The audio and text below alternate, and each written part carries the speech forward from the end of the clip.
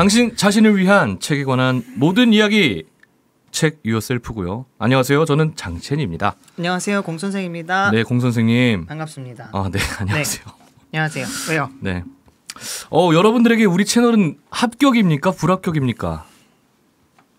합격이라면 좋아요랑 구독 눌러주시고요.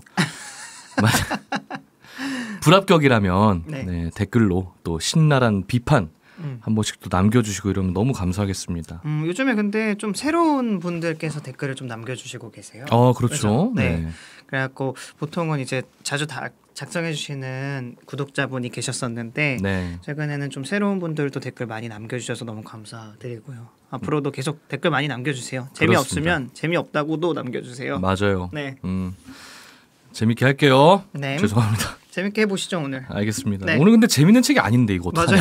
맞아요. 이거 엄청 되게 뭐라고 해야 되지? 되게 어둡잖아요. 침울하고 네, 침울하고 음습하고. 네. 이거 추석 명절 다가오는데 하는 내용이 맞나 모르겠네. 근데 약간 뭐랄까 이건 농담이긴 한데 추석 때 이제 가족들 보면 좀 이런 느낌 많이 받잖아요. 그렇죠. 약간 너 그런 혹시 아직도 뭐 이러고 있니? 혹시 결혼은 생각 안 하니? 나 안 갈래 그냥. 엄마 아빠만 가봤자 씨. 엄마 미안해 나 바빠서 못 가. 아이고 하지만 네. 명절에 다 같이 가족들 함께 모여가지고 저희 방송 듣는 거 추천하지 않습니다. 오늘 내용이 좀 무겁기 때문에 네 다들 뭐 보고 들어오셨겠지만 인간 실격이라는 책입니다. 너무 얘기 많이 들어봤어요. 그래요, 맞아요. 읽어보기도 했었는데 사실 좀 오래돼서 기억이 잘 안 나가지고. 예전에 읽으셨었어요? 네, 한 7, 8년 된 것 같은데? 맞아요. 네. 저도 군대 있을 때 이걸 읽었거든요. 7, 8년이 아닌 난 거의 20년이 다 됐네. 그쵸. 네. 20년이요? 거의라고 했잖아요. 거의. 반올림 좀 많이 해서. 깜짝 놀랐네. 조금만 있으면 더 이제 20년이 된다 이거지. 근데 네. 저 요번에 이걸 두 번째 읽어보는 거였는데 뭐 우리가 자주 얘기했습니다만 언제나 시대를 타지 않는 명작이 참 클래식인 거고 좋은 책이다. 그죠. 라는 이야기를 우리가 자주 하잖아요. 맞아요. 근데 요번에도 이걸 읽으면서 이게 왜 사랑받는지를 이제서야 좀 알겠더라고요. 어렸을 때 읽을 때는 참 주인공 이 새끼 왜 이렇게 살아? 이런 생각이 거의 대부분이었다면은 요번에 읽을 때는 주인공을 둘러싼 그 환경들에 대해서 좀 눈이 가더라고요. 그래서 주인공이 이렇게 될 수밖에 없었겠구나 라는 생각이 들어가지고 약간은 좀 그 환경에 대해서 이입을 하면서 읽었던 소설인데요. 작가는 다자이 오사무라는 양반입니다. 이 소설은 이 오사무의 어떻게 보면은 자서전이라고 봐도 무방할 만큼 다자이 오사무의 삶을 그대로 적어놨었고 뭐 약간의 픽션은 조금 변형은 있었습니다만 뭐 대부분 그렇게 평을 하더라고요. 그래서 오사무의 삶을 한번 살펴보면 이 주인공인 요조의 삶도 우리가 대충 좀 미리 예측을 할 수 있을 것 같아서 오사무가 어떻게 살았는지 우리 간략하게만 한번 보겠습니다. 자, 증조부 때부터 고리대금업을 통해서 가문이 굉장히 흥했다고 해요.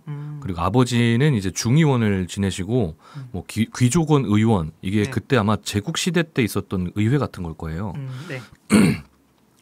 그 의원을 이제 지낼 정도로 지역에서 굉장히 손꼽히는 유지였다고 합니다. 근데 본인의 나중에 이제 수필이나 에세이 같은 데 밝힌 바에 따르면 이런 집안 내력과 풍요로운 현실이 오사무 본인에게는 굉장히 탐탁지 않았다고 해요.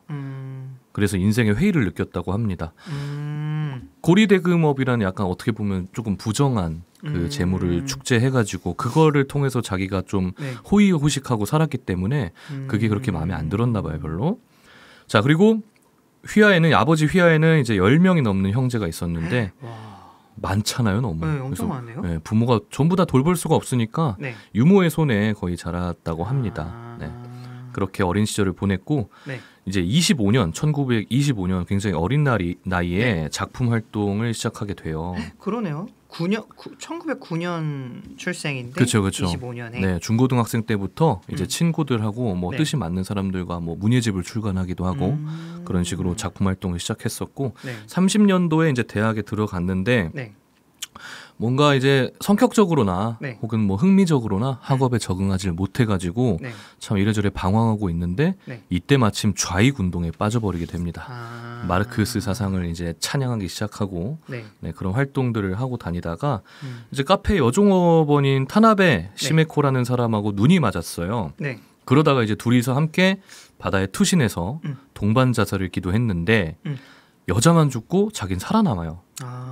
뭐 이게 뭐 어떠한 그런 것 때문인지는 정확히 모르겠지만 네. 뭐 운이 좋았을 수도 있고요. 막판에 좀 어이구 쫄보여가지고 그렇게 된 걸 수도 있겠지만 어쨌든 살아남았기 때문에 네. 자살 방조죄로 체포가 됩니다. 네. 그리고 곧 기소유예로 풀려나요. 네.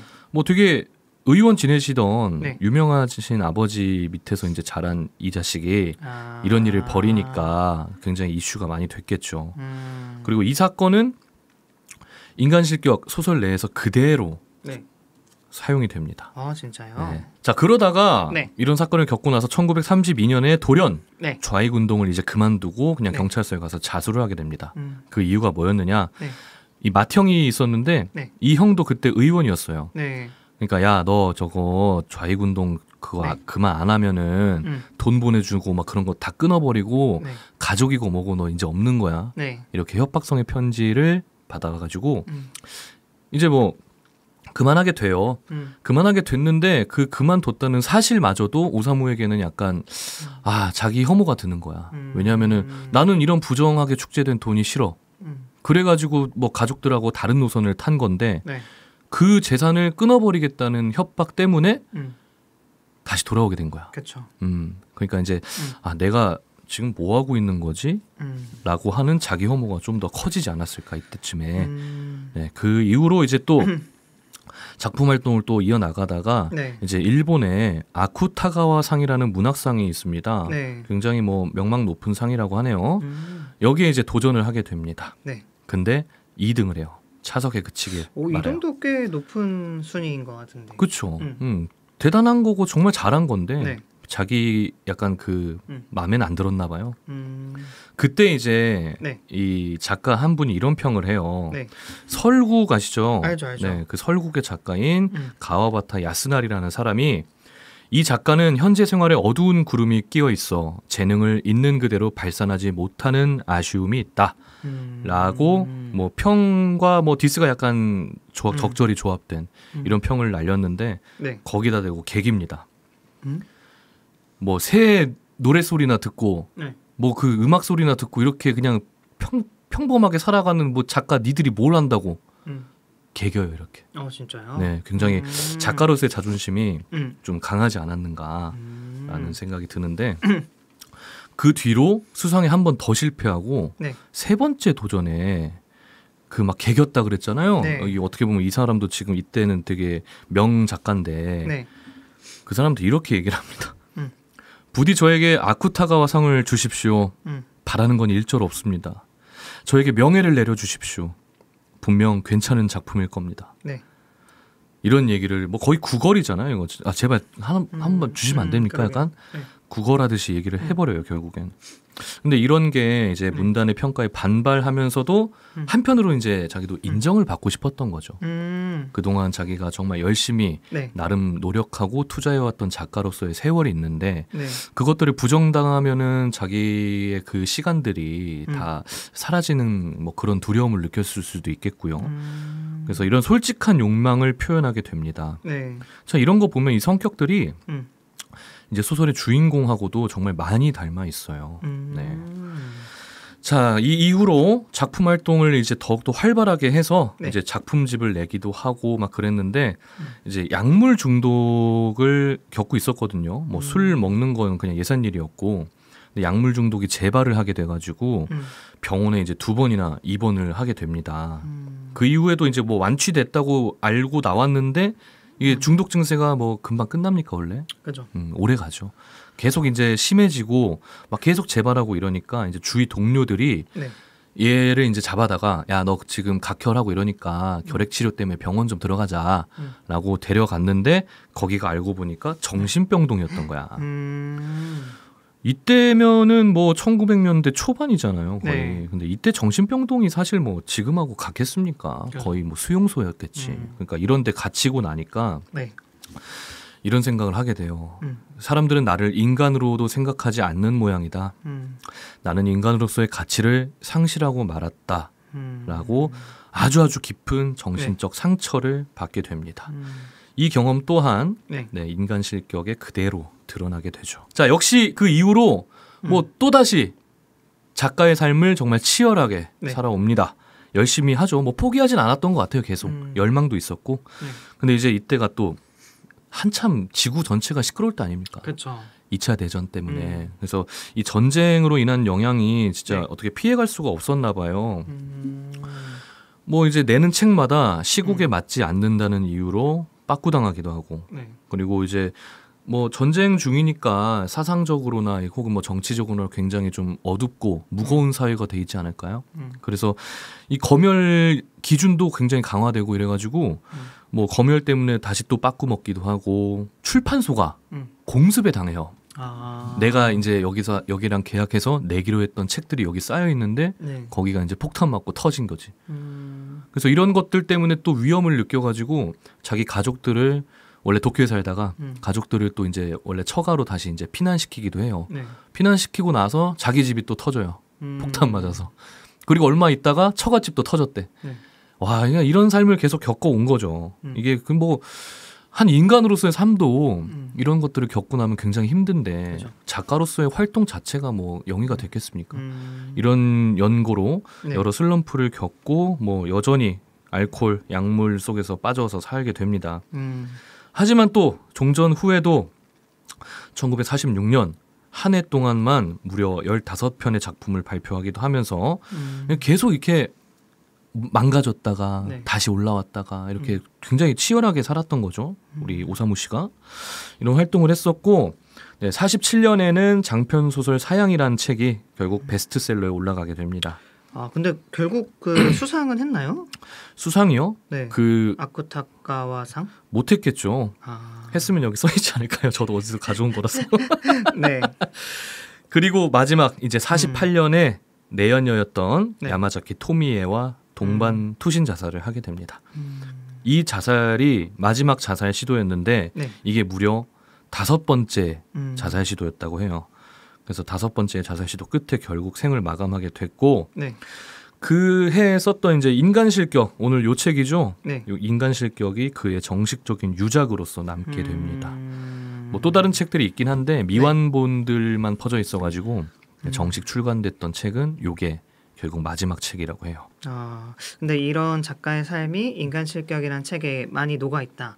뭐 거의 건가요? 그대로예요. 아, 그대로. 여기 방금 말씀드렸던 사건들이 네. 그냥 그대로 나옵니다. 결말만 약간 다르고. 네. 근데 얘기를 들어보니까 제가 뭐 작가의 삶을 자세히 알진 못하고 네. 뭐 사실 작품도 완벽히 기억나는 건 아닌데 그죠? 아까 왜 그런 게 있었잖아요. 평가에 반발하면서도 상을 달라고 약간 애걸하는 그런 모습을 봤을 때 뭔가 너무 받고 싶으니까 반대로 행동하는 것들 아세요? 내가 너무 좋아하고 사랑하니까 괴롭히는 거야. 그런 사람들 있잖아요. 그런 심리가 있잖아요. 네. 그게 뭔가 그 가족들한테도 자본주의와 그 고리대금업이라는 걸 통해서 많은 부를 축적했지만 그거에 대해 반대하는 좌익 활동을 하고 또 수상을 너무 하고 싶지만 수상을 오히려 비판하기도 하고 그런 걸 봤을 때 오히려 자살이라는 행동이 삶을 너무 사랑해서 계속 그렇게 삶을 포기하려고 하는 행동으로 보이지 않았을까.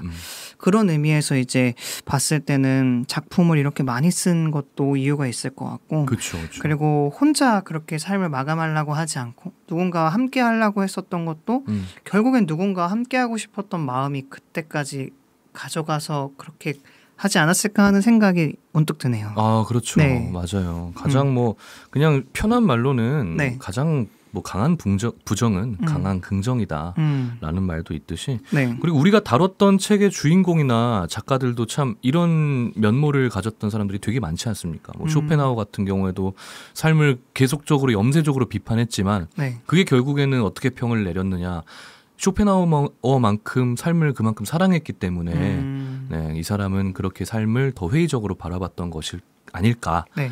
뭐 평이 있듯이 뭐 이 오사무라는 작가도 공 선생님 말씀대로 정말 살고 싶었으니까 자기도 잘 살고 싶었고 그런 열망들이 네. 매 순간 이제 반복되잖아요. 뭐 때문에 망가졌다. 그런데 다시 작품 활동을 활발하게 하고 맞아요. 또 이것 때문에 슬럼프를 겪고 치열하게 또 작가의 삶을 살았다. 뭐 일부러 제가 이렇게 구조를 짠 건 아닌데 네.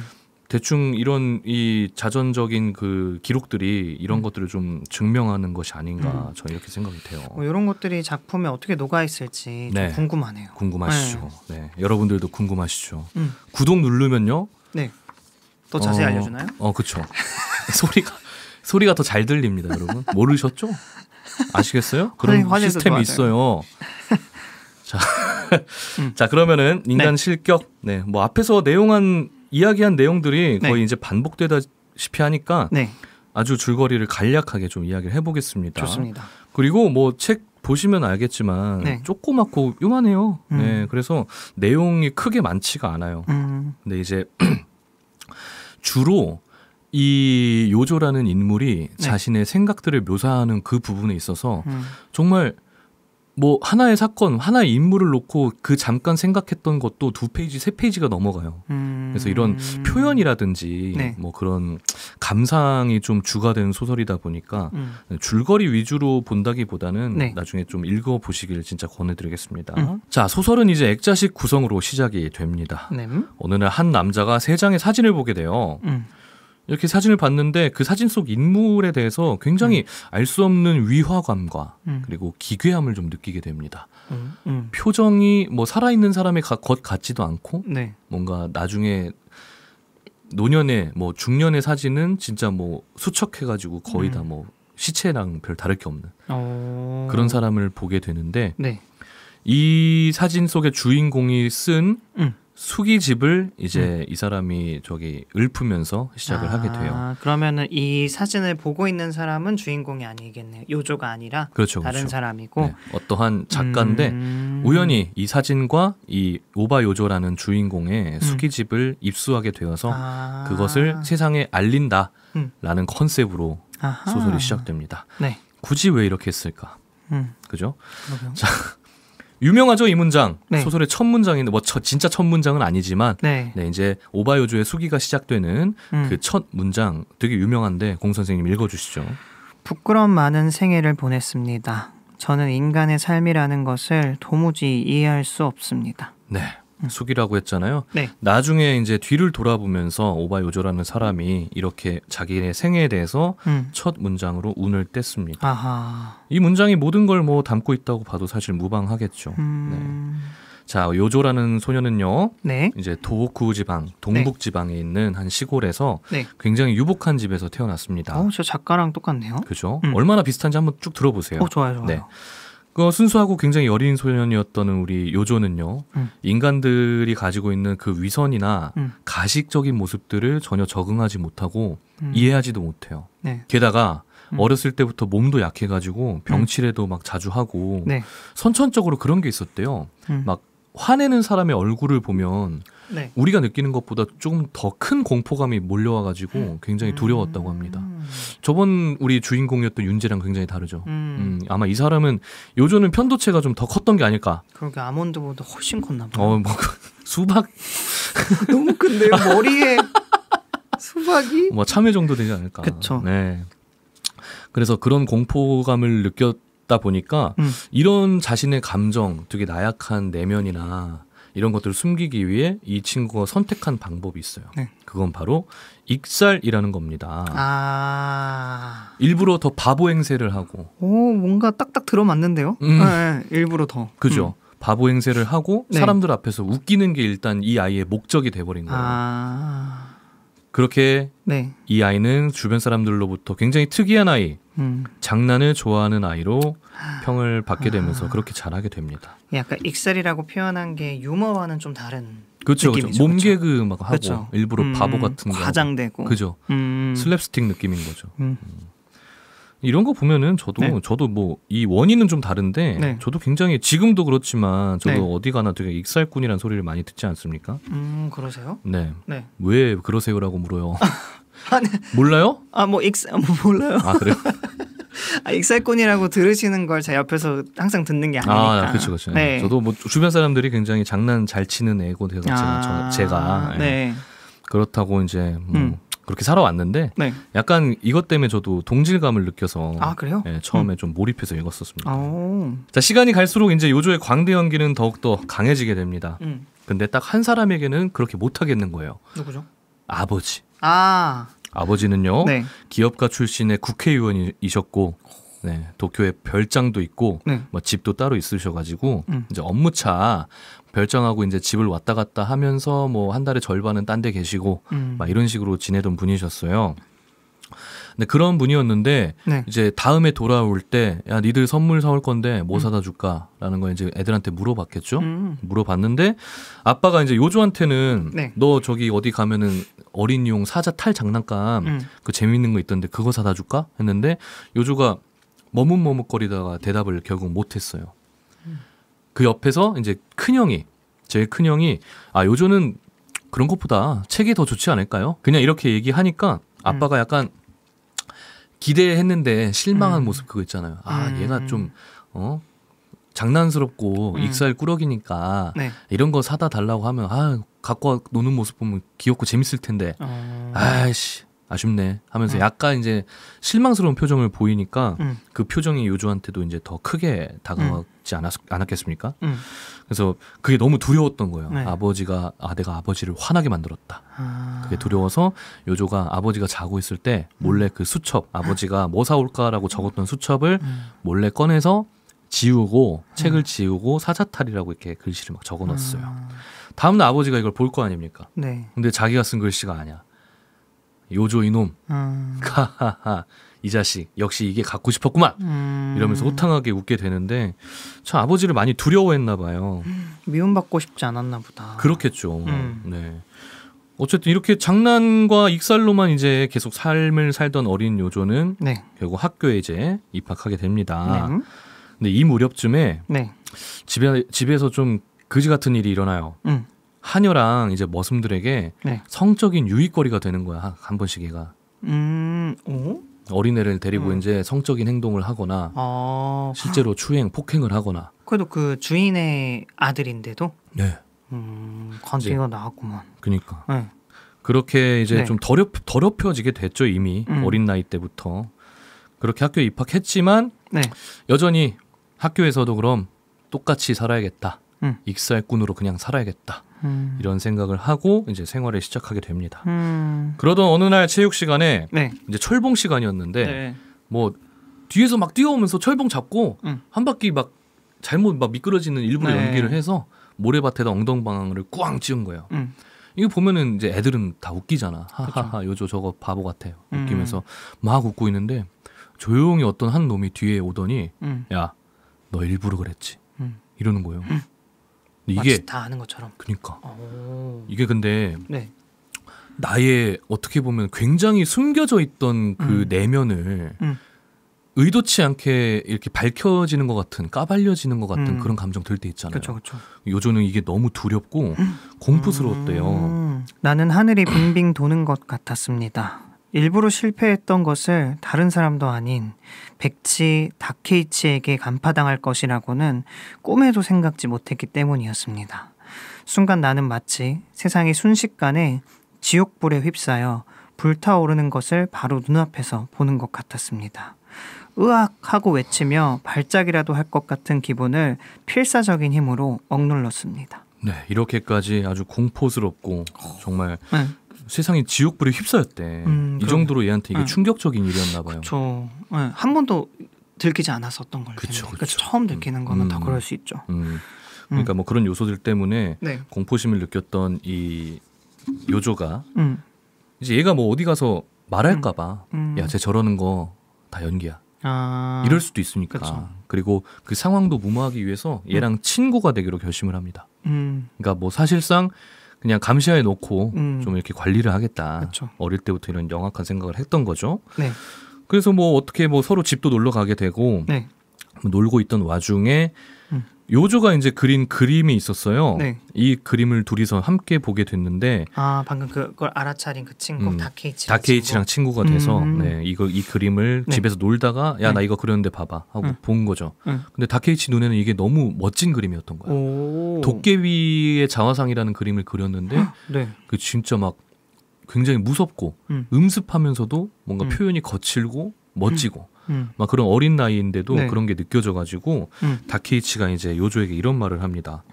야, 여자들은 너한테 홀딱 반하게 될 것 같다 앞으로. 네.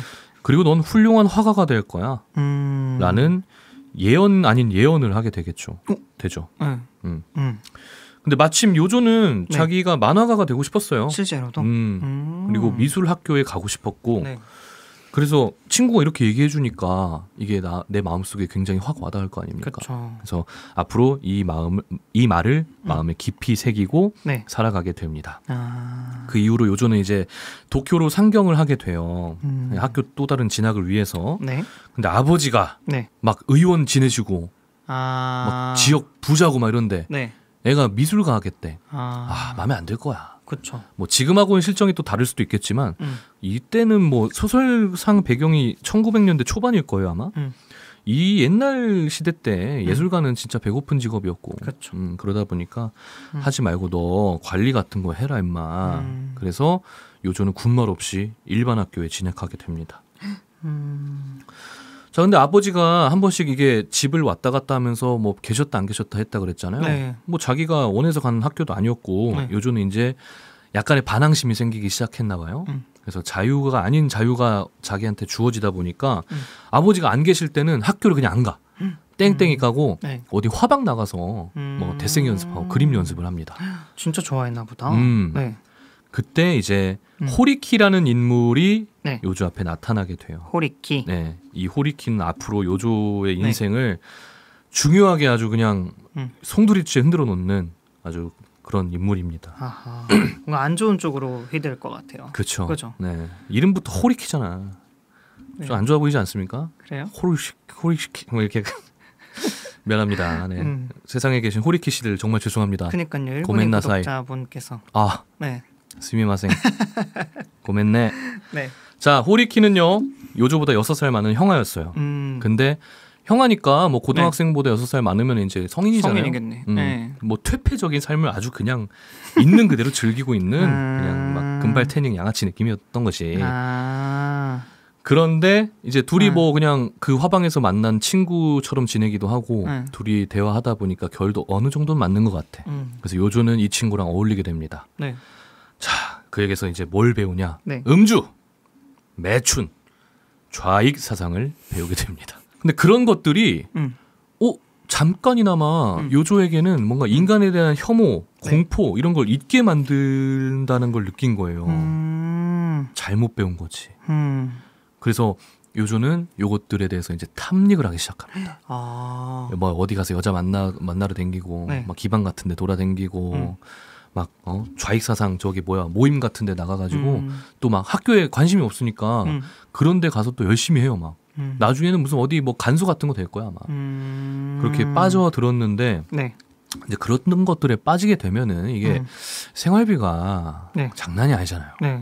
집에서 이제 집은 부잣집인데 그러니까. 얘한테 어느 정도의 생활비를 계속 보내줌에도 이제 용돈이 모자라서 이제 막 전당포를 들락날락 하는 거야. 자기 갖고 있는 거 다 팔아버리고 막 돈 빌리러 돌아댕기고. 중독이네요. 그렇죠. 이렇게 막 술 먹고 맨날 여자랑 놀라댕기고 이러느라고 돈이 없어져요. 그러다가 이제 긴자지방에 있는 카페 같은 데서 시간을 보냈었던 요조였는데요. 그곳에서 스네코라는 여자를 만나게 됩니다. 스네코. 네, 이 스네코는요 이발소를 운영하던 남편에게서 도망쳐 나왔었고요. 도쿄로 이제 짠 거죠. 근데 또 그 남편이 이제 사기죄로 형무소에 지금 잡혀 있대요. 그러니까 삶이 기구함을 느꼈고 서로 얘기를 하다 보니까 동질감이 느껴질 거 아닙니까? 그쵸. 서로 자기가 정말 기구하다라고 얘기하고 있으니까. 그래서 둘은 눈이 맞게 됩니다. 그런데 요조는 이제 그지 새끼가 됐다 했잖아요. 이것 때문에 자기가 또 짜증나는 거야 막.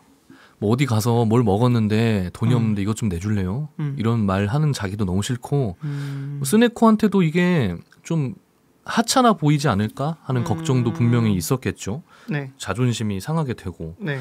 뭐 이런 날들이 지속되다가 네. 어느 날 둘이서 이제 또 삶에 관한 좀 슬픈 이야기들을 계속 주고받다가 결국 요조가 제안을 하게 됩니다. 우리 함께 죽자 그냥. 네. 그리고 둘이서 바다에 뛰어들어요. 네. 네. 그리고 요조는 살아남습니다. 여자만 죽어요. 네. 네. 다 이게 나오고 있죠 또. 네. 그 이후로 이제 국회의원 아들이니까 사건이 또 커지지 않겠습니까?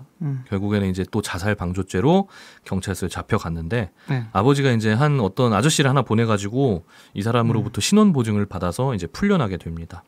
그 아저씨의 이름은 시부타고요. 뭐 골동품 상인이라고 나와 있는데 아버지의 거의 뭐 신복 같은 사람인 거죠. 네. 이런 사건이 일어나고 나니까 학교 생활이 이제 되겠습니까? 집안에서도 얘를 이제 좀 슬슬 이 새끼 너무 이상한데 이렇게 보게 됐고요. 네. 요조는 학교에서 퇴학을 당하게 되고요. 결국 그냥 무명의 만화가로 그냥 전전긍긍하면서 살아가게 돼요.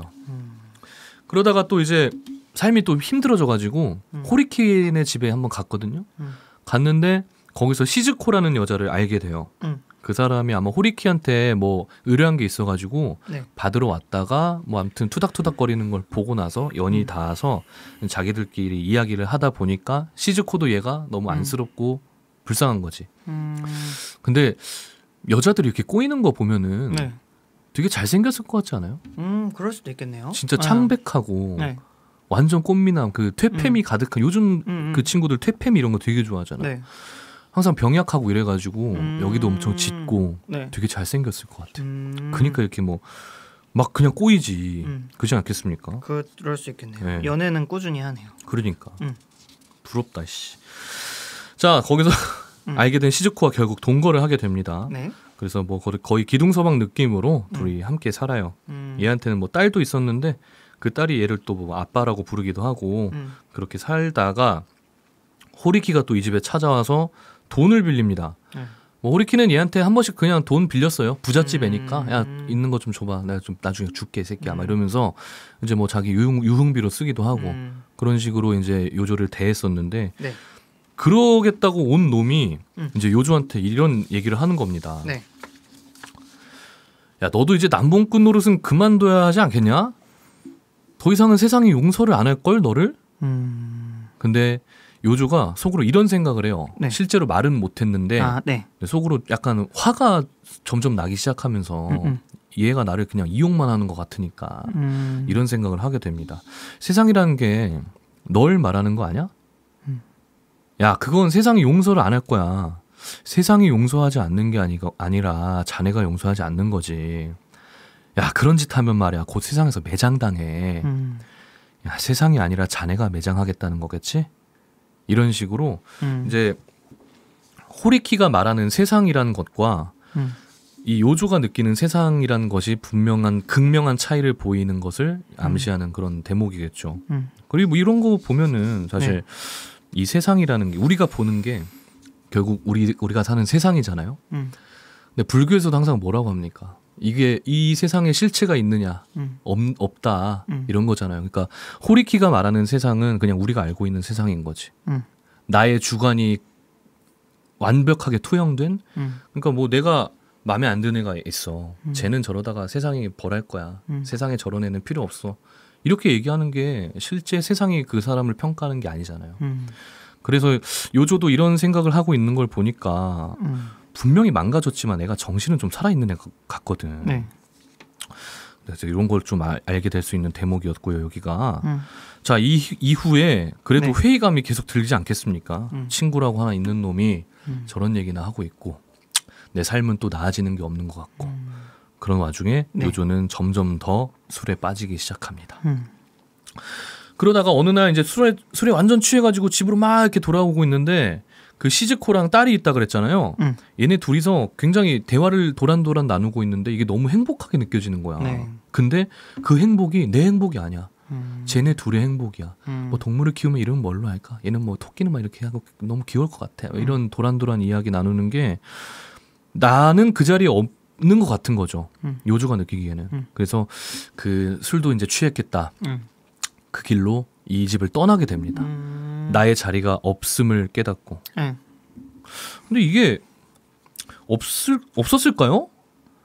거기 그냥 물 흐르듯이 같이 이야기하고 그럴 수도 있었는데 그냥 본인이 그게 준비가 안 됐다고 생각하지 않았을까요? 네. 왜냐하면 네. 자기도 너무 행복해지고 싶지만 자기가 아직 그 행복을 즐길 자격이 없다고 생각하고 있었을 것 같아요.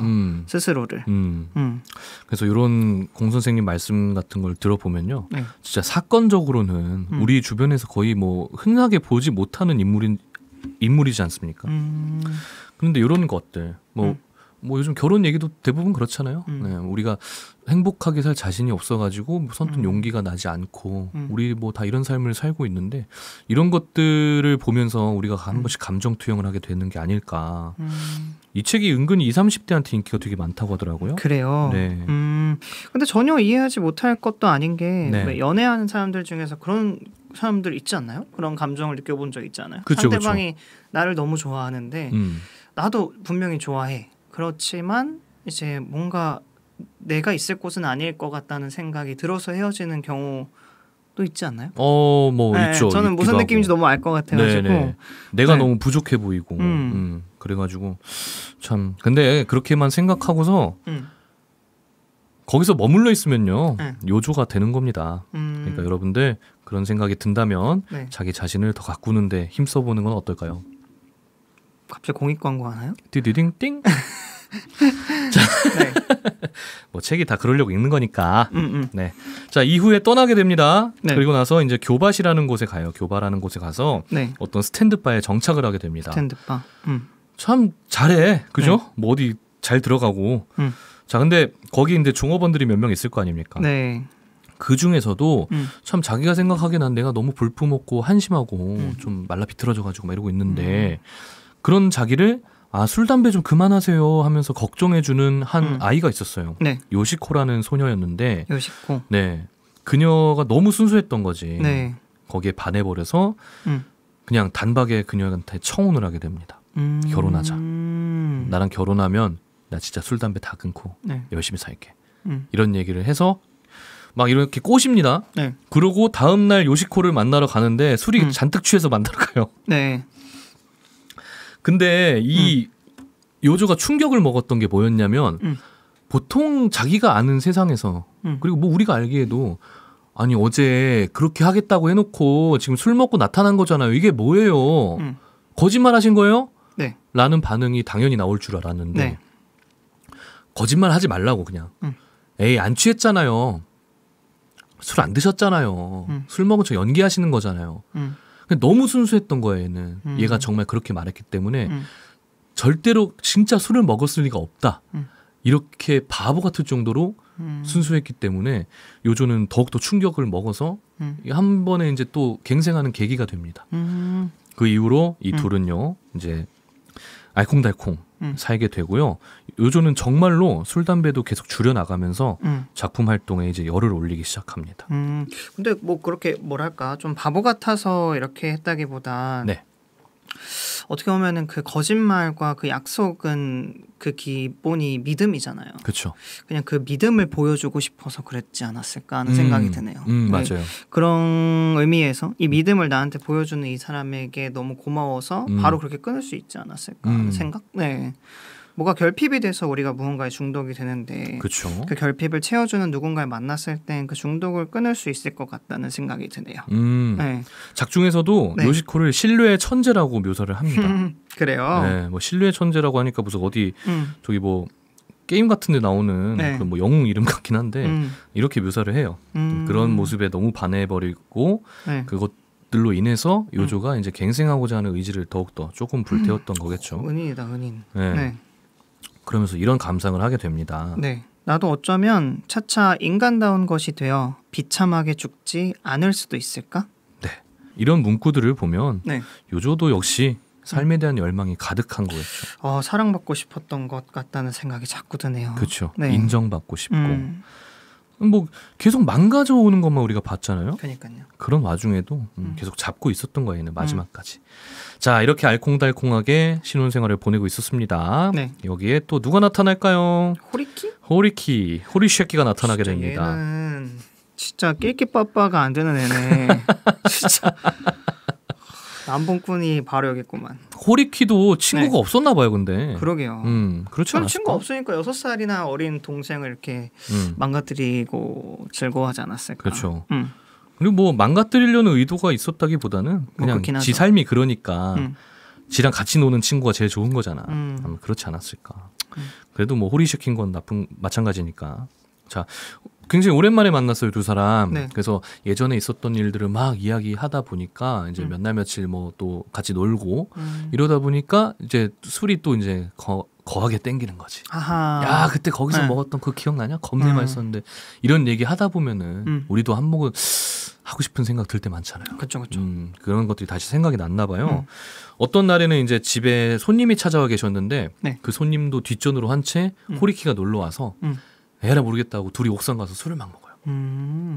술을 먹다가 이제 또 나름 좀 쇼 좀 한다고 이런 게임을 합니다. 뭐요? 명사의 희극과 비극을 맞추는 예술병 가득한 놀이를 하게 돼요. 이게 뭐냐면 명사의 희극과 비극? 네. 만약에 책이다 하면 책 비극일까 희극일까? 이런 식으로 서로 이렇게 의견을 주고받는 거지. 비극일까 희극일까 책은? 책? 글쎄요. 둘 중에 하나 골라야 되는 거잖아요. 네. 얘들은 다 둘 중에 하나로만 말해요. 비극입니다. 비극. 네. 왜죠? 이 책 너무 비극적이잖아요. 글쎄요. 네. 그래서 옥상에서 술 먹고 이런 얘기를 이제 주고받으면서 농담 따먹기 비슷한 걸 하고 있었던 거죠. 네. 그러다가 호리키가 이제 안주 하나를 가지러 밑으로 내려옵니다. 근데 다급하게 소리를 치면서 요조를 불러요. 요조! 야, 내려와봐! 요조가 깜짝 놀라서 내려갔더니 아까 왔던 그 손님이 이제 요시코를 겁탈하고 있는 거야. 그걸 본 요조는 이제 엄청난 분노도 아니고 이게 막 모멸감, 자괴감 이런 것들에 휩싸이기 시작하죠. 모든 상황이 그냥 한 번에 망가뜨리기 너무 좋은 상황으로 개 억가인 상황인 거지. 그걸 보고도 네. 개를 구하지 않고 나를 먼저 굳이 부른 호리키도 개 같고 그 손님이 누구였냐면은 가끔 이제 요조한테 그림 그려달라고 해가지고 이제 돈 주고 그 그림 사가는 사람이었어. 와서 이야기하고 있다가 둘이 올라가서 아무도 없으니까 이제 이렇게 한 거지. 그 자식도 너무 그냥 열받고 요시코도 그냥 바보같이 당하고 있으니까. 근데 이게 또 한편으로는 내가 여기서 이렇게 거부하고 이래버리면은 내 남편의 일이 끊길 수도 있다. 라는 것 때문에 진짜 아무 소리도 못 내고 막 그러고 있었을 수도 있던 거니까. 이 모든 상황이 요조한테는 이제 뭐 하나의 끈을 끊어버리게 만드는 그런 정말 개억가였던 거죠. 진짜. 그죠. 단순히 이게 뭐 그 새끼가 나쁜 새끼다 이러고 넘어가기에는 이 상황이 정말 너무 다각화돼 있고 너무 많은 것들이 얽혀 있는 상황이어가지고 이 이후로 이제 요조가 네. 조금 더 망가지기 시작하지 않겠습니까? 서로 이제 눈치도 보이고 네. 요시코도 점점 생기를 잃어가는 것 같고 네. 그러다가 약을 이제 요조가 먹고 자살 시도를 하게 돼요. 원래 그게 보니까 요시코가 사다 놓은 약이야. 그래요. 네. 그러니까 지가 먹으려고 했던 거. 근데 그걸 발견하고선 그냥 자기가 먹어버려요. 그 이후에 3일 뒤에 이제 깨어납니다. 우리 요조가. 네. 그러고 나서 이제 사람들이 와 있는데 네. 이런 말을 해요. 네. 나는 여자가 없는 곳으로 갈 테야. 이런 통한 섞인 네. 말을 되뇌이게 됩니다. 그 말과 함께 이제 도쿄를 떠나서 네. 어디론가 갔는데 여전히 이제 알코올 중독하고 이젠 마약 중독까지 걸렸어요.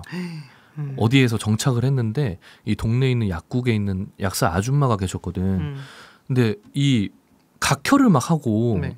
막 애가 이제 거의 반송장이 돼 있는데 그런 그 요조를 보자마자 이 약사 아주머니가 눈물을 흘리는 거예요. 약 먹고 싶어서 약에 들어갔는데 왜냐면 이 약사 아주머니도 굉장히 기구한 삶을 살았거든. 그래가지고 걔를 보자마자 역시 동질감을 느꼈나 봐요. 네. 그와 함께 뭐 모성애 비슷한 것도 느꼈겠지. 네. 그래서 모르핀이란 걸 얘한테 이제 몰래 처방을 해줍니다. 그래서 이 모르핀을 맞자마자 요조가 모든 것들이 해방되는 그 느낌. 얘는 이제 이게 처음이잖아요. 네. 그동안 술로 뭐 여자로 계속 달래왔는데 이 약을 한번 맞고 나니까 그것 이상의 행복감을 느껴지는 거야. 그래서 여기에 의존하게 됩니다. 그렇게 이제 알코올은 물론이거니와 마약까지 빠져버리게 이제 됐죠, 요조가. 네. 정신병원에 결국 들어가게 됩니다. 정신병원에 들어갔는데 이때 이제 이것도 호리키가 와가지고 아마 데려간 걸 거예요. 이게 뭐 딴 데 가는 척하면서. 이것도 참 작가랑 똑같죠. 그러게요. 네, 들어가 있는데 이제 아버지가 사망했다는 소식을 듣게 됩니다. 그때 이제 큰형이 와서 그 소식을 전해주면서 야, 아버지도 돌아가셨는데 이제 뭐 재산 같은 것도 이제 다 이렇게 딱 뿌려질 거 아닙니까? 나눠지고 그럴 테니까 너도 이제 좀 정신 차리고 시골 같은 데서 요양하면서 그렇게 지내라. 네. 뭐 나머지는 우리가 도와줄게. 네. 맏형이 이제 얘를 끝까지 잘 챙겼어요. 되게. 그래서 병원을 나와서 시골에서 요양 생활을 하게 됩니다. 네. 네. 근데 이때 이미 요조의 감정 상태는 이미 완전히 다 모든 게 망가졌기 때문에 이제는 불행도 행복조차도 아무것도 못 느끼는 상태가 됐어요. 그런 와중에 이제 늙은 식모가 이 사람을 옆에서 보필하고 있었는데 네. 좀 잠 좀 자게 수면제 좀 갖다 달라고 해가지고 갖다 줘서 약을 먹었더니 갑자기 배가 겁내 아픈 거야. 그래서 화장실 가서 막 설사를 엄청 했어요. 네. 알고 보니까 이 식모가 너무 늙어가지고 이 수면제 이거 설사약 이걸 구분을 못해. 네. 그게 그냥 그 상황이 너무 자기는 웃기고 너무 뭐라 해야 되지? 그냥 무슨 웃음이라고 하죠 그거? 막 진짜 실소라고 합니까? 네. 진짜 실소가 가득한 웃음을 막 계속 지으면서 이렇게 그냥 하루하루 숨만 쉬고 살아가게 됩니다.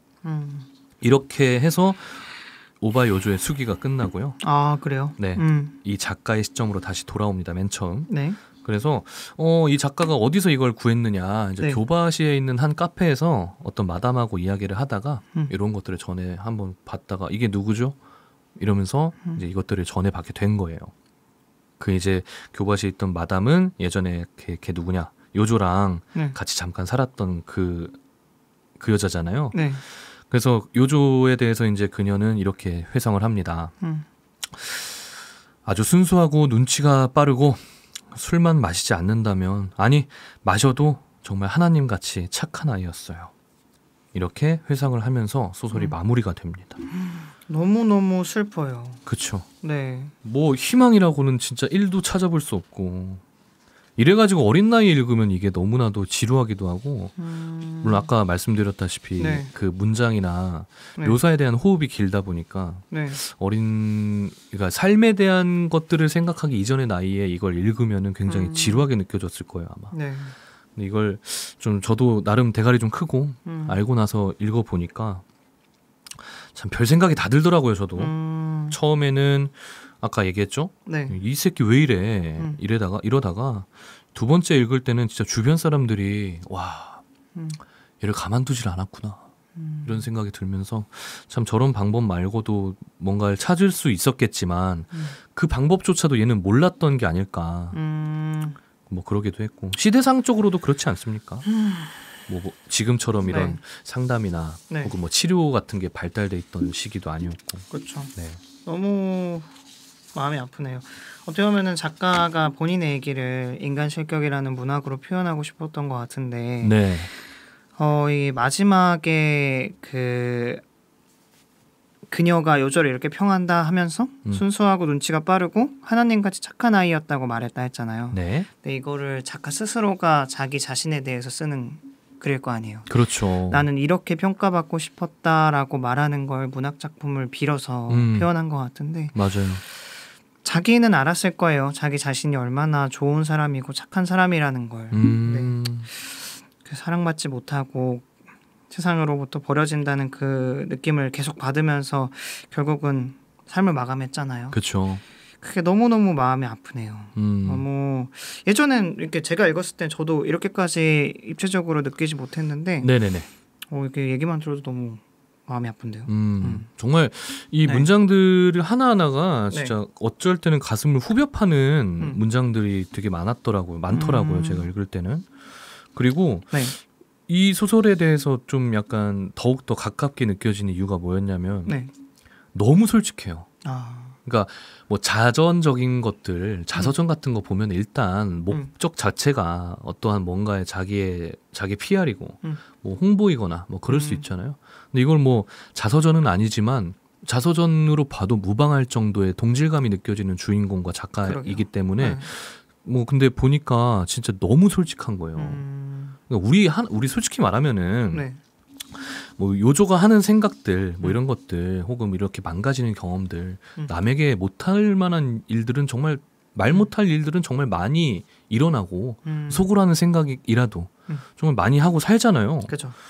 근데 이거를 보면서 내가 했을 법한 생각들이 그냥 그대로 다 실려 있기 때문에 이걸 보면서 어떻게 보면은 정말 솔직하다 하면서 뭐 그런 평들도 많더라고요. 우리의 어딘가 가슴 한구석을 긁어주는 오히려 그런 시원함이 있는 그래요. 네, 그런 작품이다라는 이야기가 많아가지고 그나마 이게 네. 소설이니까 가능했던 것 같아요. 이게 정말 이 문학 속의 수필처럼 네. 이게 다자이 오사무라는 작가가 자기의 얘기를 쓰는 거라면 이렇게 솔직하지 못할 수도 있었을 것 같은데 어쨌거나 소설이라는 형식을 빌어서 얘기를 맞아. 하는 거다 보니까 네네네. 오히려 더 솔직해질 수 있지 않았나. 그렇죠. 네. 이거 나 아님 요조임. 네, 맞아요. 이런 느낌. 아 이거 내 얘기 아니라 내 친구.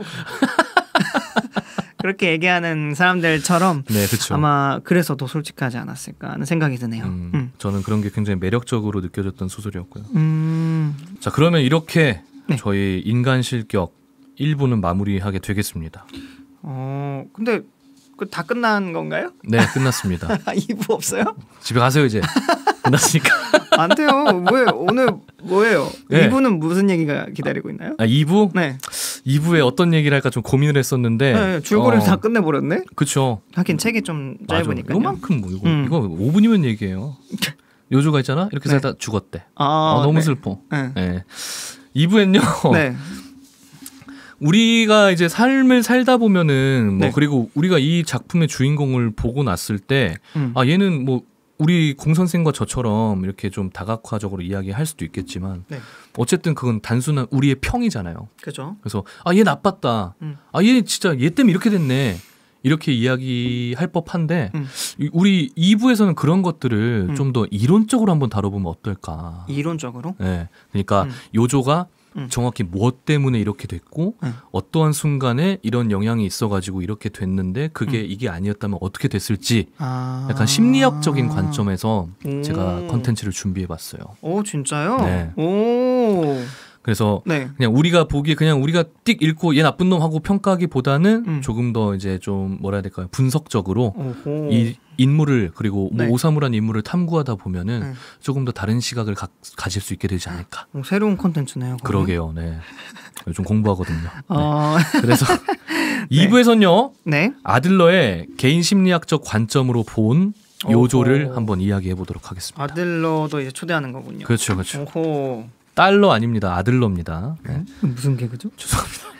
미안합니다. 다행히 뭐 히틀러라고 안 해서 다행이네요. 야 이씨. 2부 그럼 기대해 주시고요. 네. 네, 1부 줄거리 한번 쭉 읽으신 다음에 들어보신 다음에 네. 저 2부 함께 해주시면 더욱더 재밌을 것 같습니다. 약간 들으시면서 본인이 왜 이렇게 느꼈고 요조는 왜 이랬을까 혼자 생각하고 들으신 다음에 2부에서 그걸 같이 해결해 보는 것도 그렇죠. 되게 재밌을 것 같아요. 좋겠네요. 네. 알겠습니다. 자 그럼 저희 체크 요셀프 1부 인간 실격은 여기까지 하겠고요. 다음 주 2부로 돌아오겠습니다. 감사합니다. 안녕히 계세요. 감사합니다. 안녕.